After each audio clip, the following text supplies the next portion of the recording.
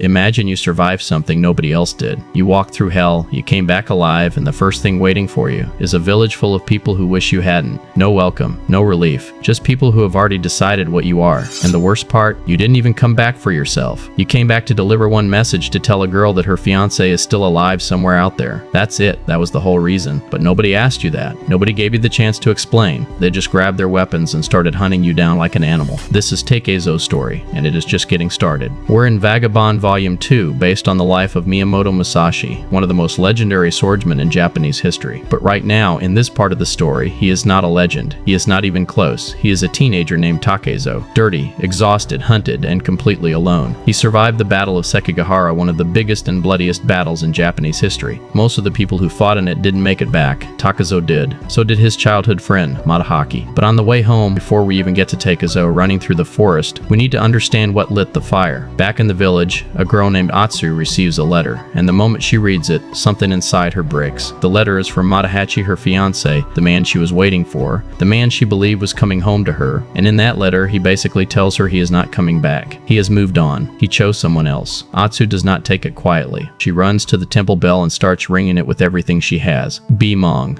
Bimong, like she is trying to make the whole village feel what she is feeling. The monks panic. The villagers run out. Everyone is confused and asking what happened, but Atsu is past the point of explaining. The one person she was holding on to gone, just like that, through a letter. And somewhere in the forest nearby, the man who actually carried that news back, Takezo, is already being hunted. Takezo is not hiding because he is guilty of something. He is hiding because the moment he came back to the village alone, without Madahaki, people assumed the worst. And in a place like this, a small Japanese village in the 1600s assumption is enough to get you killed. So the village organized a manhunt, real weapons, real numbers, and in order to bring him in or cut him down. But here is the problem with hunting Takezo. He does not fight like someone who learned how to fight. He fights like someone who grew up fighting just to survive. No rules, no style, just instinct. When the group of villagers finds him in the forest, he does not wait for them to surround him. He moves first. He is outnumbered. He knows that. But he also knows that if you let people surround you, it is already over. So he breaks the formation before it can close. He uses the trees, the terrain, the gaps between people, and he turns what should have been a clean capture into something messy and terrifying. Swords, sticks, spears. It does not matter what they bring. He moves through it. The villagers start calling him a demon, and you can understand why, because the way he fights does not look like skill. It looks like he simply refuses to stop. One of the observers watching from a distance says, in the middle of all this chaos, the running, the fighting, the shouting, someone new appears. A man.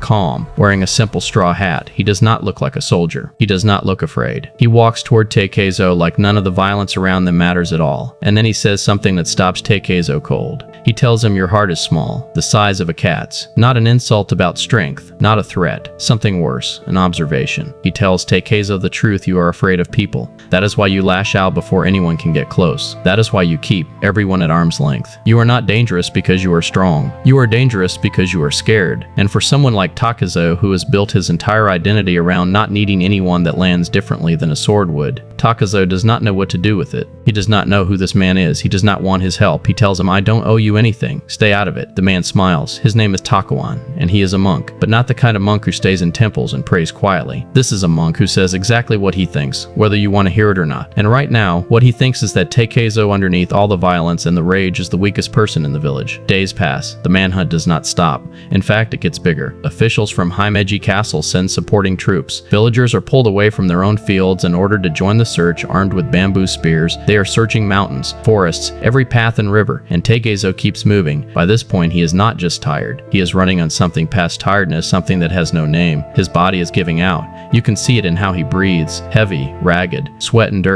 He grabs food when he can and keeps moving when he cannot. There is a moment where he stops in the forest, alone, and a thought comes to him, what does the future hold for me? And then quietly, he answers his own question. I don't care. I am hated. I am hunted. In the end, I will be cut down too. I kill and kill and kill over and over again. That is not rage talking. That is exhaustion. That is a 17-year-old boy who has been fighting so long he cannot remember what it felt like to not fight. And somewhere above him, crows are calling. Caw, caw, caw. Just when you think Takezo's situation cannot get more complicated, someone new enters the forest. His name is Tujikazi Kohei, and he is not a villager. He is not a soldier from the castle. He is something more personal than that. Kohei tells Takezo directly, I killed your brother. Wait, that is wrong. Let me be more precise. Kohei's brother was someone Takezo killed before, and Kohei has come specifically for revenge. But here is the twist. It is not purely about grief. Kohei explains it himself. There was a target, someone named Tenma, that Kohei was supposed to be the one to kill, a kind of prize, and Takezo got in the way and took that from him too.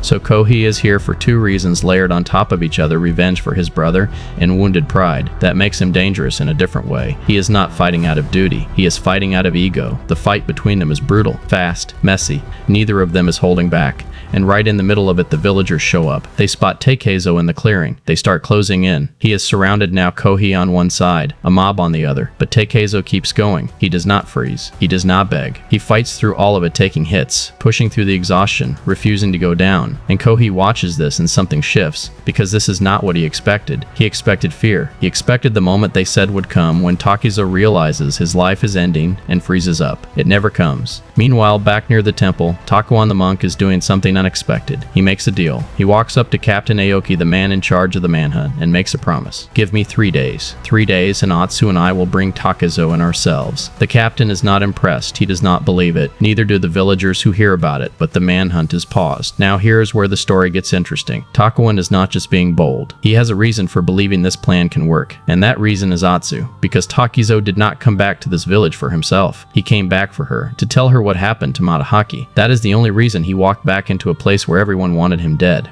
Takuan understands something that nobody else in the village is willing to see. Takezo is not a demon. He is a boy, a violent, frightened, incredibly dangerous boy, but a boy who cares about the people he grew up with. And Atsu is the only connection he has left to any of that. There is a scene in this volume that is quiet. No fighting, no running. Just Takezo, Atsu, and Takuan sitting together near a fire somewhere in the mountains. Atsu has prepared food. Takuan is being Takuan, making jokes, stealing sake, complaining about everything. And Takezo is just there, eating, not running for once. Atsu starts talking about Matahaki, about what she liked about him. She says Matahaki was the only one who was never afraid of Takezo, even when the whole village kept their distance. Even when everyone stayed away after Takezo beat an adult opponent at age 13 without mercy, Matahaki stayed. And that is what she loved about him. Not just that he was kind, but that he was brave enough to stay close to someone the world had already written off. Takezo listens to all of this. He does not say much, but you can see something on his face, not guilt exactly, more like recognition. Like he is hearing the truth about himself from someone who actually knew him, that he was always the one people left, always the one they stepped back from. Even as a child, he fought adults and won, and instead of impressing anyone, it only pushed them further away, and the only people who stayed were Matahachi and Atsu. One of them is gone. The other one is sitting across the fire from him. Takuan, true to form, breaks the silence by making a comment about beans in the stew and laughing at his own joke. The moment passes, but it does not disappear. Takuan tells Captain Aoki something that nobody in that room expects. He points to Atsu and says she is going to be the one who captures Takezo. The room goes quiet. A girl, to capture the person they have been hunting with hundreds of armed men for weeks. Aki is furious. The villagers think it is a joke, but Takuan is completely serious. Because Takuan is not thinking about force, he is thinking about trust, and the only person in this entire situation that Takezo might actually trust even a little is Atsu. Not because she is weak and therefore safe, but because she is the last connection he has to anything that felt like home. At some point in this plan, Takezo ends up captured, tied to a tree, and it is not because 100 men finally held him down. It is because the situation was arranged in a way that used his own loyalty against him. He is tied up, completely restrained, and he is furious. He shouts, he struggles, he tells Takuan, just kill me, and get it over with. But Takuan does not kill him. He does not even look worried. He just watches, because all of this rage, all of this desperation, this is exactly what Takuan has been observing since the beginning. A boy who fights everything, including help. A boy whose only response to vulnerability is aggression. Takezo screams, the ropes hold, and slowly the exhaustion wins. He cannot keep fighting forever. In this moment, tied to a tree while a calm monk watches him burn through the last of his energy, this is where something begins to shift. Not a transformation, not yet.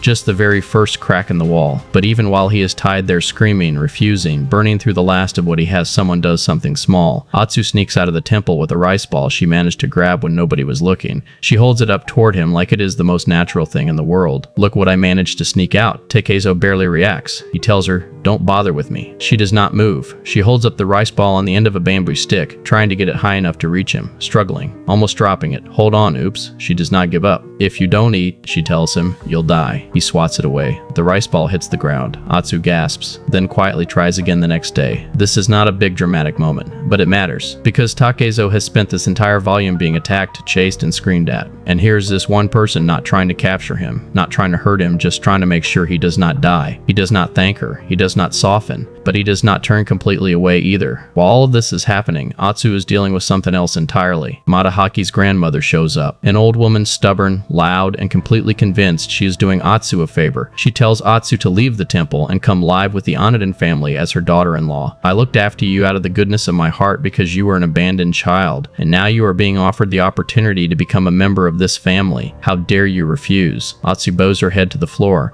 and then she says it clearly. I refuse your offer. The old woman is furious. You'll pay for this, Atsu. But Atsu does not move, and when Takwin asks her later what is really going on inside, she finally says it out loud. I hate Matahaki. He betrayed me. I really did want to become part of the Oniden family, but now I can't because he betrayed me. She is not crying because she is weak. She is crying because she already let herself want something, a family, a place to belong, and it was taken from her by the one person she trusted with it. Takezo is tied to a tree, ropes all around him. Takwin steps in to end the scene. But what matters here is not the argument. What matters is what Atsu said, because this girl who had nothing, who was raised by this family, who had been waiting for Matahachi her whole life, just chose herself for the first time. And across the courtyard, hanging from that tree, Takezo heard every word. The nights get harder. Takezo is still tied to the tree. The sun scorches him during the day. The rain soaks him at night. He is dirty. He is starving. He is humiliated in a way he has never been before, not by a fight, but by being completely helpless. And he keeps asking for the same thing. Kill me. Why won't you let me die a warrior's death? Takwon sits nearby and listens. And then he says something Takezo is not ready for. You want to die honorably? You're being selfish. He does not stop there. Every person you killed had his own life. Some had families, some had children,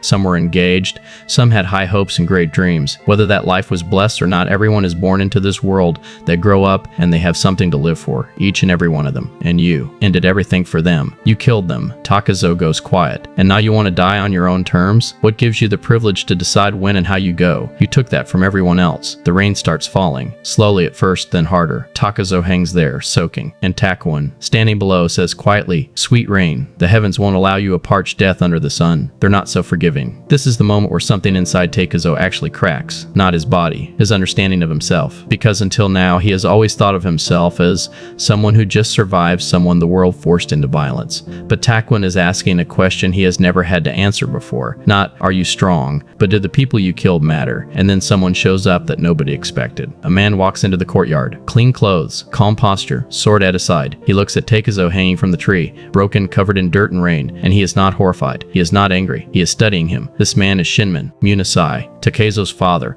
one of the most dangerous swordsmen alive. A man Takezo has barely known, someone who was never really there. He picks up a sword from the ground and holds it toward Takezo. Well, pick up that sword then. Takezo, still tied, cannot move. You won't take it? Then Musashi raises his own blade and swings it close, right past Takezo's face. Fast, clean, the kind of swing that should have made anyone flinch. Takezo does not move, not even a blink. Musashi pauses, then quietly, you didn't even flinch. No wonder they call you Demon Child. A long silence. You carry the blood of Shinmen Musashi. You will undoubtedly become strong. He looks at him carefully, and eventually become a threat to me. He lets that land. Shall I just kill you now? Takezo, barely alive, barely holding on, looks at him, and says one word, draw. Not a plea, not a threat, just a challenge. From a boy who is tied to a tree, starving, broken, telling his own father to draw his sword. Musashi almost smiles. Only one man can be invincible under the sun. He sheaths his sword and walks away. He does not kill him. He does not free him. He just leaves, and somehow that is worse and better at the same time. Kohi comes back. He stands below the tree and looks up at Takezo, the man he came to kill, the man who killed his brother, the man who is now hanging from a rope, scorched, drenched, barely conscious. Hanging from this tree of shame, Kohi says. How can you still be alive, Takezo? He is quiet for a moment. Then he speaks again, almost to himself. If heaven and hell really do exist, then a murderer like me is cursed. I'm destined to go to hell. He draws his blade. If we're both ultimately headed to the same dark place, then I'll send you off with a glorious crimson death. The blade comes down. Slish. The rope is cut. Takezo drops. Not killed. Freed. Kohi does not explain it. He does not need to. Two men who have both taken lives they cannot take back, and one of them in this one moment chooses something different. This is where Volume 2 leaves us. Takezo is alive, but barely. He has fought an entire village. A revenge-driven warrior. anger, days of exhaustion, and his own fear, and he is still standing. But something has changed. He came into this volume as a boy who only knew one direction forward: attack, survive, move. And now, for the first time in his life, 3 people have done something nobody else ever did.